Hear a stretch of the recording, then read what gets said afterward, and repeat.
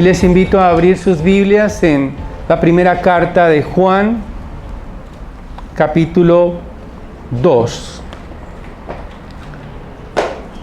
Juan capítulo 2, versículos del 18 hasta el 27. Primera de Juan capítulo 2, versículos 18 al 27. Voy a leer en la Biblia de las Américas. Algunos tienen otras versiones, pero intenten seguir la lectura. Primera de Juan capítulo 2, versículos 18 al 27, dice así la palabra inerrante de Dios. Hijitos, es la última hora, y así como oísteis que el anticristo viene, también ahora han surgido muchos anticristos. Por eso sabemos que es la última hora. Salieron de nosotros, pero en realidad no eran de nosotros, porque si hubieran sido de nosotros, habrían permanecido con nosotros, pero salieron, a fin de que se manifestara que no todos son de nosotros. Pero vosotros tenéis unción del Santo, y todos vosotros lo sabéis. No os he escrito porque ignoréis la verdad, sino porque la conocéis y porque ninguna mentira procede de la verdad. ¿Quién es el mentiroso sino el que niega que Jesús es el Cristo? Este es el anticristo, el que niega al Padre y al Hijo. Todo aquel que niega al Hijo tampoco tiene al Padre. El que confiesa al Hijo tiene también al Padre. En cuanto a vosotros, que permanezca en vosotros lo que oísteis desde el principio. Si lo que oísteis desde el principio permanece en vosotros, vosotros también permaneceréis en el Hijo y en el Padre. Y esta es la promesa que Él mismo nos hizo, la vida eterna. Os he escrito estas cosas respecto a los que están tratando de engañaros. Y en cuanto a vosotros, la unción que recibisteis de Él permanece en vosotros, y no tenéis necesidad de que nadie os enseñe, pero así como su unción os enseña acerca de todas las cosas, y es verdadera y no mentira, y así como os ha enseñado, permanecéis en Él. Amén. Te damos gracias, Padre, porque tu palabra es perfecta, es limpia, y tu palabra, Señor, nos anima a permanecer en la fe, siendo fieles.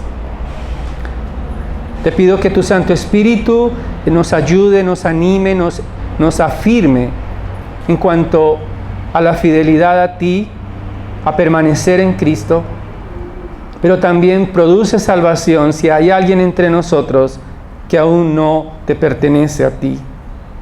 Produce arrepentimiento, vida, para que también se unan a tu pueblo y podamos adorarte con libertad, perseverando hasta tu venida, hasta la venida de Cristo Jesús. Es en su nombre que oramos. Amén. Bien, estuvimos hablando hace 8 días, estamos siguiendo toda la carta de Juan. La idea es predicarla versículo a versículo, desde principio a fin, y hemos avanzado un poco, y hablábamos acerca de que amar el mundo es amar todo lo que se opone a Dios. Hay estructuras en el mundo, en la política, en la educación, aún en el entretenimiento, que se oponen a Dios. Prácticamente este mundo está dirigido y oponiéndose a Dios. En los colegios, en las universidades, jamás se habla de Dios. Normalmente se habla de otras cosas que sustituyen a Dios. Pero amar el mundo es amar todo lo que se opone a Dios. Y quienes aman el mundo, como vamos a ver, terminan abandonando su fe. No permanecen en comunión con la iglesia.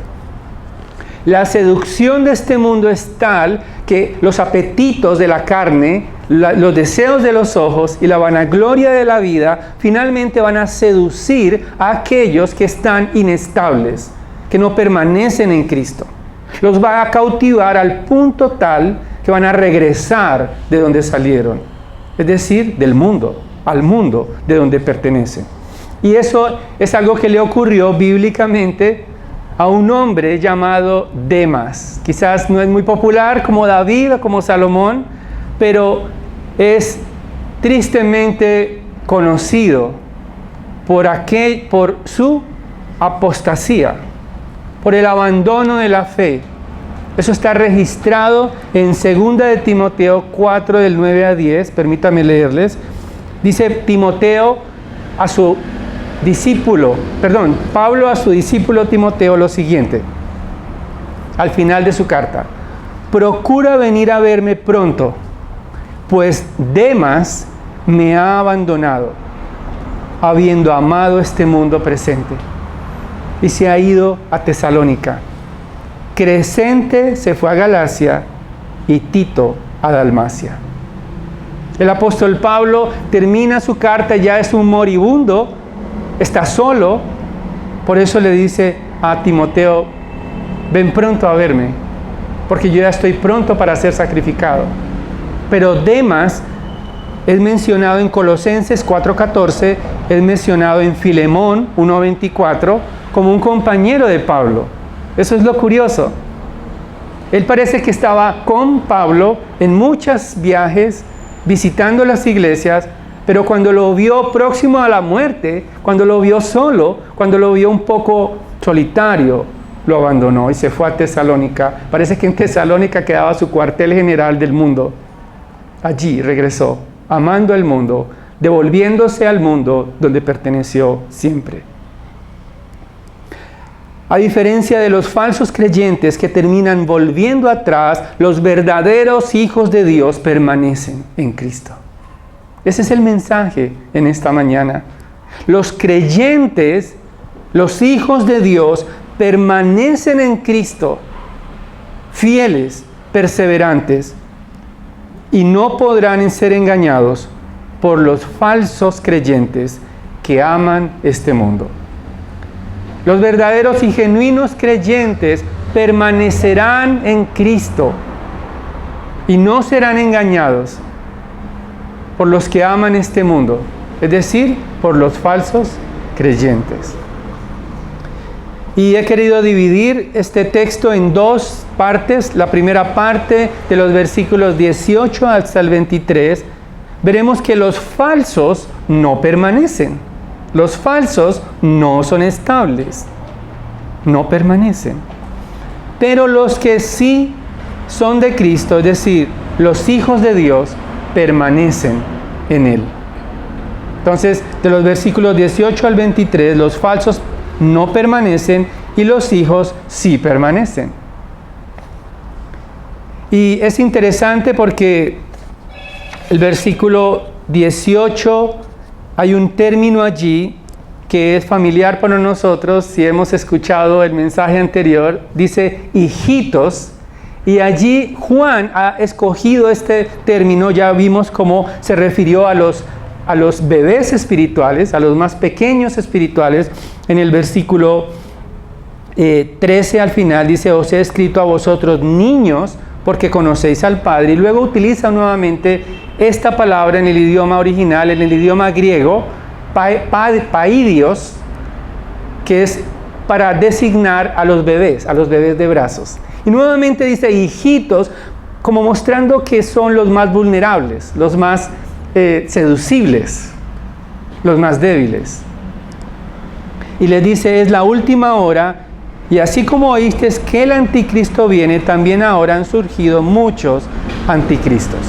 La última hora no es un término de horario físico, sino que es un término donde anuncia los últimos tiempos. La última hora, en realidad, es un periodo que comenzó esa última hora con la primera venida de Cristo y terminará esa última hora con la segunda venida de Cristo. Es decir, llevamos 2000 años en tiempos de última hora, de últimos tiempos.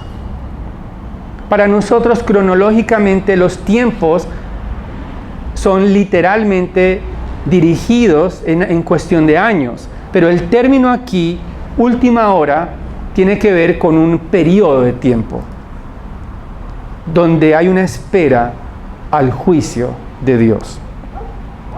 Dice que así como oísteis que el anticristo viene, y parece ser que todos los creyentes, la audiencia de Juan ya había escuchado acerca de un anticristo. Es decir, la palabra anticristo tiene dos interpretaciones. La primera es en lugar de Cristo, anticristo, y la segunda es en contra de Cristo. Para algunos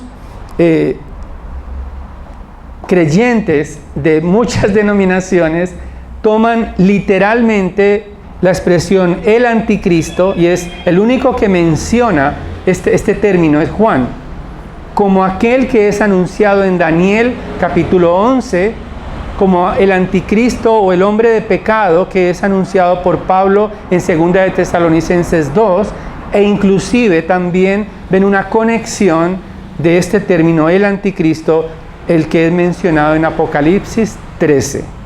Es decir, parece ser que en los últimos tiempos va a haber un incremento de la maldad y la oposición contra los creyentes, contra Cristo. Por eso el término anticristo, en lugar de Cristo. Si lo vemos así, entonces, en muchos tiempos de la historia, siempre se ha pensado que ya viene el anticristo. Entonces, a veces se piensa que es Hitler, en algún momento se pensó que era Hitler el anticristo, en otras que era Mussolini. Quién sabe en estos tiempos quién es el anticristo. Ya al mirar la televisión, quizás pensamos, bueno, este tiene como perfil. Pero realmente la palabra de Dios no es explícita en decirnos, nos da las características de que va a recrudecer la maldad, se va a oponer contra Cristo, y al final parece ser que va a ser la misma encarnación del mal. Pero tenemos que volver al texto. Sé que eso les apasiona un poco, la escatología, pero no es el punto central del texto.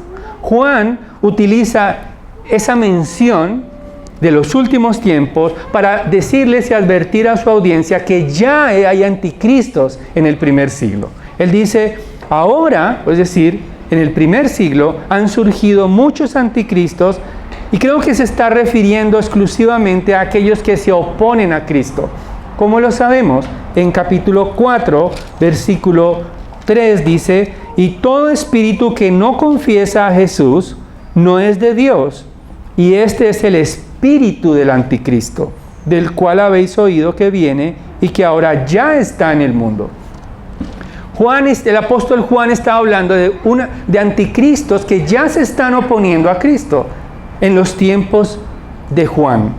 Eran los falsos maestros. Eran aquellos que estaban enseñando doctrinas equivocadas. Como hemos visto, parece que enseñaban que Jesucristo no había venido en carne, que el pecado no existía y que sencillamente podían vivir de cualquier manera y no glorificar a Cristo. Es decir, no veían a Jesucristo como el Hijo, como el Mesías, como el Hijo de Dios. El versículo 22, allí mismo en nuestro texto, dice, ¿quién es el mentiroso sino el que niega que Jesús es el Cristo? Este es el anticristo, el que niega al Padre y al Hijo. Eran las características de los falsos maestros. Los falsos no permanecen, y en primer lugar, no permanecen en la iglesia. Versículo 19. Salieron de nosotros, pero en realidad no eran de nosotros. El apóstol Juan está utilizando 5 veces, creo, la palabra nosotros en ese versículo. Él está enfatizando que no pertenecen a la verdad estos que salieron. ¿Quiénes fueron los que salieron? Los falsos maestros, los anticristos, los que niegan a Cristo. No eran de nosotros. Ellos participaron de la iglesia, quizás recibieron el evangelio, en algún momento quizás se bautizaron inclusive. Pero dice el apóstol Juan, no son de nosotros, porque si hubieran sido de nosotros, habrían permanecido con nosotros. Los falsos maestros, los anticristos, salen de la iglesia, son inestables, no permanecen. Y me refiero a iglesias de sana doctrina, porque salir de una iglesia de falsa doctrina es lo que hay que hacer cuando están enseñando otra cosa que no es el evangelio. Hay que huir de una iglesia donde no se enseña a Cristo, donde no se enseña el evangelio. Estamos hablando de iglesias de sana doctrina. Los apóstoles tenían la verdad de Dios, vieron a Cristo encarnado, vieron a Cristo resucitado, dieron testimonio y por lo tanto tenían el testimonio de la verdad, pero los falsos la rechazaron, se fueron. Dice el versículo 19, pero salieron a fin de que se manifestara que no todos son de nosotros. Los hijos de Dios son aquellos que permanecen fieles.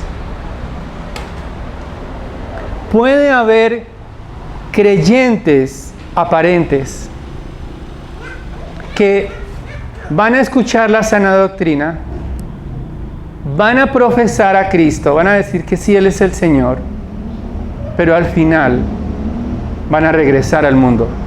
Es una realidad.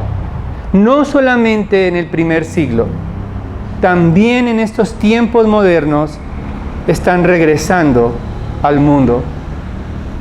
Las iglesias mismas están regresando al mundo.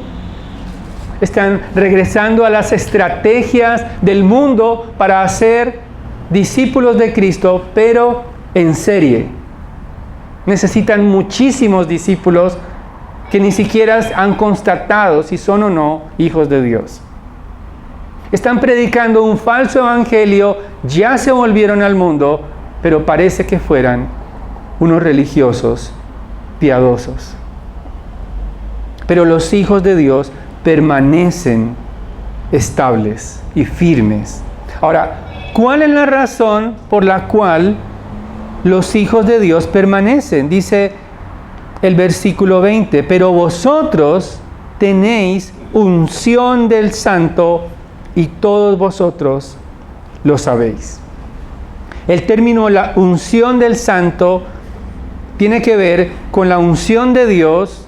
Algunos comentaristas dicen que es la unción de Cristo y tenemos que conectarlo con Lucas cuando estábamos leyendo hace un momento, que estaba el Señor Jesucristo leyendo Isaías 61, donde él dice, el Espíritu de Dios me ha ungido, es el mismo término, unción. ¿Para qué? Para dar buenas nuevas a los pobres, para liberar a los cautivos, para dar vista a los ciegos. Por lo tanto, el Señor, y creo que Juan está hablando del Espíritu de Dios. Es la unción. Es decir, cada creyente ha sido revestido del Espíritu de Dios para conocer la verdad, y el término unción es usado en el Antiguo Testamento para vertir aceite en los reyes, sobre todo, y también en los sacerdotes. Pero ya después del nuevo pacto, también cada creyente ha sido ungido, pero no con aceite, sino con el Espíritu Santo de Dios. Necesitamos recordar que el Espíritu Santo nos ayuda a permanecer en la verdad. Dice el versículo 21, no os he escrito porque ignoréis la verdad, sino porque la conocéis y porque ninguna mentira procede de la verdad. El Espíritu Santo aplica la verdad en el corazón de los hijos de Dios para que puedan estar a salvo del engaño. puede que haya, es más, puede haber creyentes que jamás hayan ido a un instituto bíblico, que jamás hayan recibido educación teológica, que probablemente no han ido a un estudio universitario ni un estudio. Es más, me atrevo a decir que puede haber creyentes que ni siquiera saben leer, pero tienen el Espíritu de Dios y van a detectar el error. Inmediatamente llega a sus oídos. Van a decir, esto no cuadra, esto es mentira. Si alguien predica un evangelio falso, los creyentes que han sido dotados, sellados por el Espíritu de Dios, van a reconocer el error con facilidad. Los creyentes tienen el Espíritu Santo y no necesitan buscar la verdad en este mundo. No necesitan escuchar a los habladores de este mundo, a los conferencistas de este mundo. No necesitan preguntarles a ellos que les digan la verdad, porque la verdad ya ha sido implantada por el Espíritu en nuestras almas. No solamente el Espíritu Santo nos da la verdad para discernir entre el engaño y la verdad, entre lo falso y lo que es verdadero, sino también nos ayuda a huir de este mundo. Este mundo realmente, como veíamos, huele mal. Los creyentes no solamente van a discernir la verdad, sino que van a sentirse incómodos ante la mentira, ante la corrupción, ante la inmoralidad, ante la blasfemia, ante los chistes groseros, ante la seducción de esta tierra. Porque el Espíritu Santo es el Espíritu de verdad. Pero los falsos creyentes también son inestables. ¿Por qué? Porque no permanecen en Cristo. Versículo 22. ¿Quién es el mentiroso sino el que niega que Jesús es el Cristo? Este es el anticristo, el que niega al Padre y niega al Hijo. Los falsos maestros no permanecieron en la verdad que fue predicada, anunciada por los apóstoles. Son inestables, estaban buscando nuevas experiencias. No era suficiente la verdad y la declaración del Evangelio. Esto es importante porque negar a Cristo es negar el Evangelio. Y negar el Evangelio es negar la única posibilidad que tenemos de salvación. Negar a Cristo es negar el Evangelio, y negar el Evangelio es negar la única opción de salvación que fue anunciada por los profetas, comenzando por Moisés en Génesis 3:15, cuando nos habla que un hijo de mujer aplastaría la cabeza de la serpiente. Cuando en el Antiguo Testamento nos anunció los profetas que también sería, en este caso Moisés, hablando de Abraham, que en él serían benditas las familias de la tierra, todas las familias de la tierra. Pero también fue anunciado a David en 2 de Samuel 7, cuando el Señor le anuncia a David que un hijo de él, no Salomón, sino un hijo de su descendencia, sería rey para siempre y su reino no tendría fin. Ese es nuestro Rey, Jesucristo. Negar a Cristo es negar toda la verdad de Dios y es negar al Padre. En otras palabras, si estos hombres, estos anticristos, negaban a Cristo, también estaban negando la paternidad de Dios. Versículo 23. Todo aquel que niega al Hijo, tampoco tiene al Padre. Y el que confiesa al Hijo también tiene al Padre. Confesar al Hijo es reconocer que hemos sido hijos adoptados por el Padre. No podemos ser hijos de Dios sin Cristo. Es un contrasentido. No podemos ser hijos de Dios sin arrepentirnos de nuestros pecados, sin doblar nuestras rodillas ante el Rey de majestad, sin ver a la cruz, sin reconocer que la sangre del Cordero, valiosa y perfecta, fue derramada por nuestros pecados. No podemos ser de Dios, no podemos llamar al Padre, Padre Santo, si no hemos entendido quién es Jesucristo. Muchos andan por ahí también diciéndole a Dios Padre, pero no se han arrepentido de sus pecados, no han abandonado su pecado, no se han dirigido a Dios solamente por los méritos de Jesucristo. Negar al Hijo es negar al Padre y negar la paternidad de Dios. Y esto se llama apostasía. La apostasía o apóstata es aquel que escucha la palabra de Dios, que inclusive puede participar de una congregación, que inclusive ha participado de la Santa Cena, como Demas, pero que al final se vuelve al mundo, de donde salió. Salir de la iglesia y regresar al mundo demuestra que jamás le pertenecieron a Cristo. No hay tal de vacaciones espirituales. No sé si ese término aquí en Cali es muy familiar. Me tomé 2 años de vacaciones espirituales, fui al mundo y regresé otra vez a retomar mis oficios cristianos. Unas pequeñas retiro, ¿no? Un pequeño retiro del mundo. Eso no existe. Porque aquel que abandona a Jesucristo, abandona su fe. O nunca fue de Cristo, sencillamente. Y eso se llama apostasía.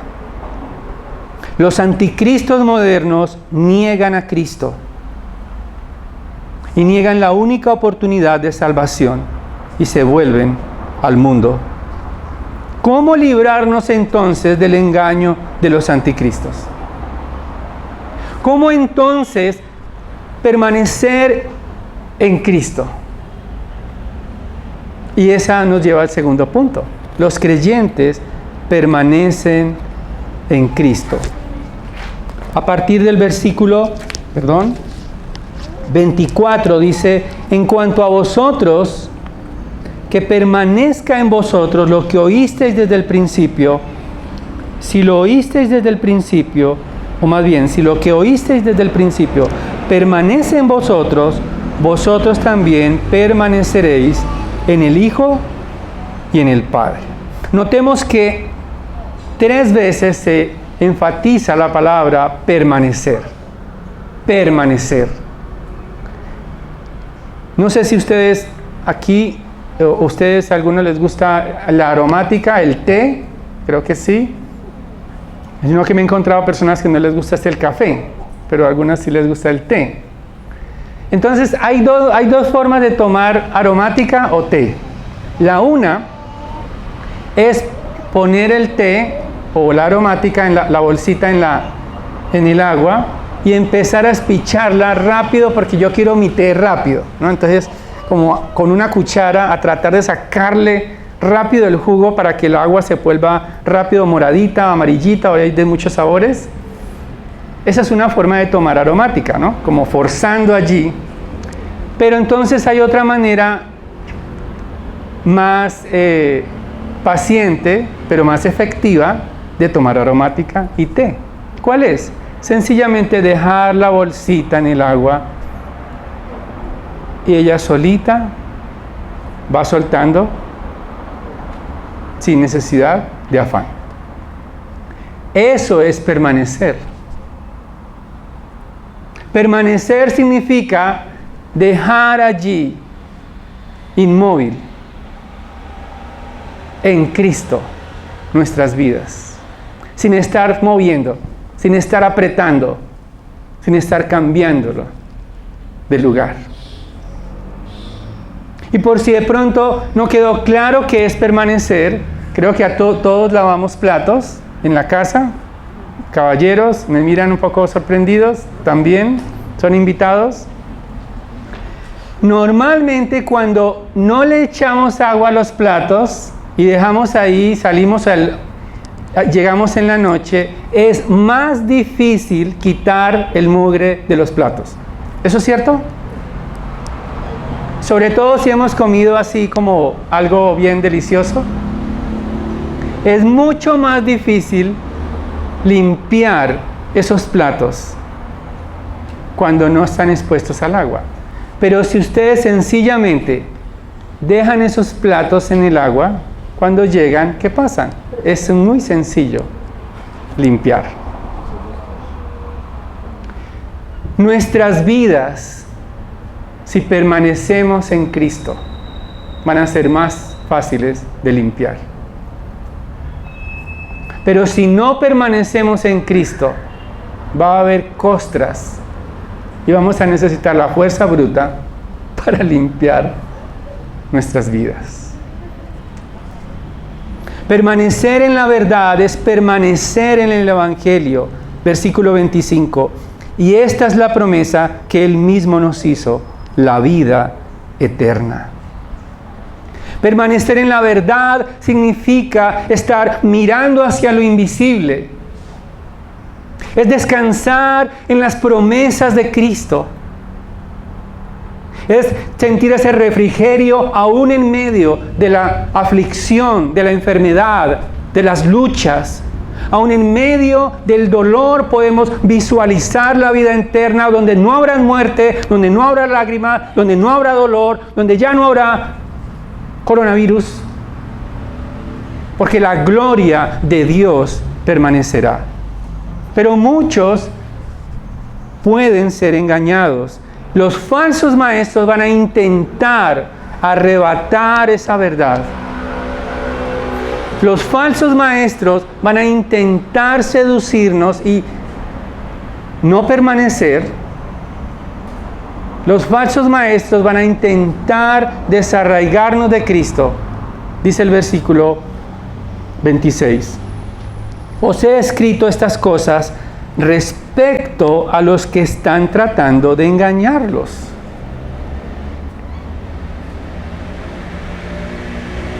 Normalmente a un niño que se le ofrece una golosina va a caer. Eso sí es a la fija. El niño no va a analizar de qué sabor es. Pueden hasta darle algo que no tiene nada de dulce. Pueden ser engañados los niños. Y eso es, creo, lo que Juan está llamándonos. Juan está alertándonos, diciendo, hijitos, hijitos, no sean engañados por el amor del mundo. No sean seducidos con una golosina que parece dulce. Este mundo es una golosina pasajera. Las riquezas y las profundidades de Dios son maravillosas, son amplias. El deleite en Cristo, la libertad en Cristo, la pureza de Cristo es maravillosa. Él nos limpia del pecado. La pureza en Dios es algo liberador. Pero el mundo intentará mancillar tu pureza, mancillar tu corazón.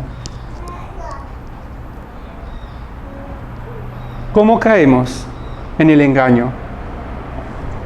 Al creer que esta vida, por ejemplo, es lo único que existe. Hay que pasarla bien porque esta vida se acaba.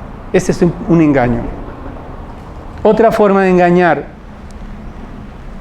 codiciar y amar lo que este mundo ofrece, al punto que se vuelve un ídolo. Otra manera de caer en el engaño es construir una falsa esperanza en que este mundo va a cambiar. No, esperen el próximo presidente, él va a cambiar esto. No, esperen el próximo jefe, la próxima ola, el próximo anuncio. Nuestra única esperanza está en Cristo. Versículo 27 dice, y en cuanto a vosotros, la unción que recibisteis de Él permanece en vosotros y no tenéis necesidad de que nadie os enseñe, pero así como su unción os enseña acerca de todas las cosas y es verdadera y no mentira, y así como os ha enseñado, permanecéis en Él. Para muchos han interpretado este versículo que no hay que estudiar, que podemos estar solos, sin pastores, sin maestros, que no hay necesidad de, simplemente cada uno tiene la unción y sencillamente no hay nadie que le enseñe. Pero eso sería contradictorio porque Juan está enseñando a la iglesia por medio de esta carta. En realidad esa enseñanza tiene que ver particularmente con la verdad que produce el Espíritu en nosotros. La capacidad de detectar, de poder analizar, de tener discernimiento en el Espíritu. Cuando vamos a ver televisión, tenemos también dos formas de hacerlo. Una es con el cable, con la antena aérea, y otra es con TV cable. Pero finalmente el receptor tiene que estar sintonizado en un canal específico para poder recibir la señal de HD, la que tanto nos gusta. El Espíritu Santo, la unción del Espíritu Santo nos alinea nuestro corazón para Dios, para poder percibir las cosas de Dios como un canal que se sintoniza. Pero si estamos cambiando de canal en canal, probablemente no queremos la dirección del Espíritu. Necesitamos la quietud del Espíritu, permanecer en el Espíritu, permanecer en la palabra, permanecer en el Señor, permanecer quietos, no estar de aquí para allá buscando las nuevas sensaciones, las nuevas emociones, las nuevas codicias. Pero cuando estamos quietos, arraigados en Jesucristo, aferrados a Él, dice el versículo 27 al final, permanecéis en Él. Permanecéis en Él. Los falsos maestros son inestables. Los falsos creyentes son inestables. Abandonan la iglesia, abandonan a Cristo, abandonan a su Señor, abandonan la palabra para irse al mundo. Pero los verdaderos creyentes permanecen en Cristo, permanecen en la palabra, permanecen en el Evangelio, arraigados, firmes, quietos, sensibles al Espíritu.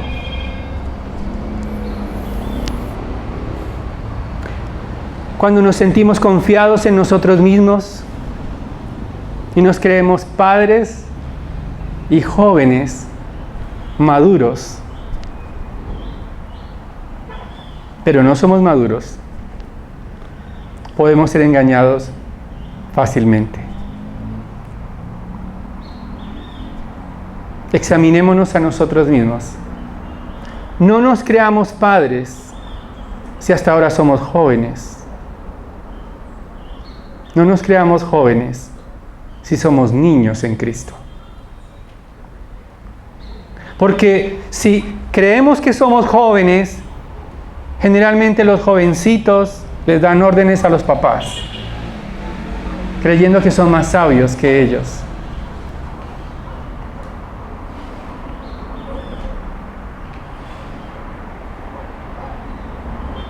Necesitamos huir de la inestabilidad que ofrece este mundo. Y quiero preguntarte en esta mañana, verdaderamente, es decir, no me tienes que contestar a mí, pero es una pregunta que tú en la soledad de tu alma tienes que contestarle a Dios. ¿Verdaderamente permaneces en Cristo? ¿Verdaderamente tienes tu seguridad en Cristo estable? ¿Verdaderamente le rindes tu lealtad absoluta a Cristo y no a este mundo?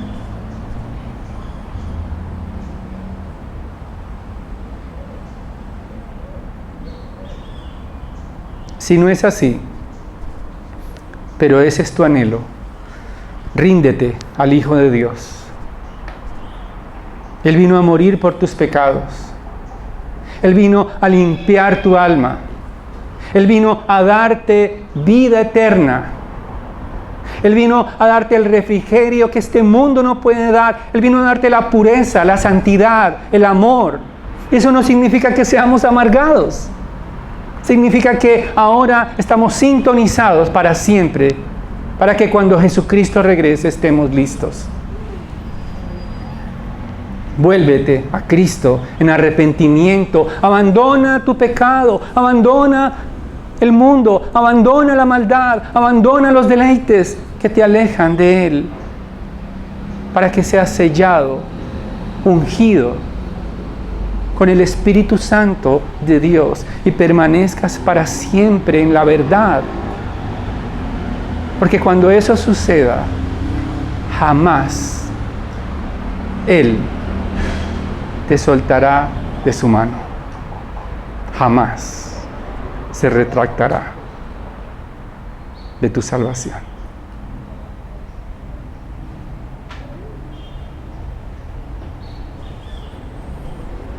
Oremos. Padre, gracias Señor, porque necesitamos permanecer siempre en tu Hijo. Porque si estamos permaneciendo en Él, permanecemos también en ti, Señor. Ayúdanos, socórrenos frente a las seducciones de este mundo, para entender que te necesitamos a ti siempre. Padre, produce salvación en este lugar, y aún los que nos miren, que puedan entregar sus vidas a ti, no como un ensayo y error, sino definitivamente y para siempre sean revestidos de las vestiduras limpias del Rey,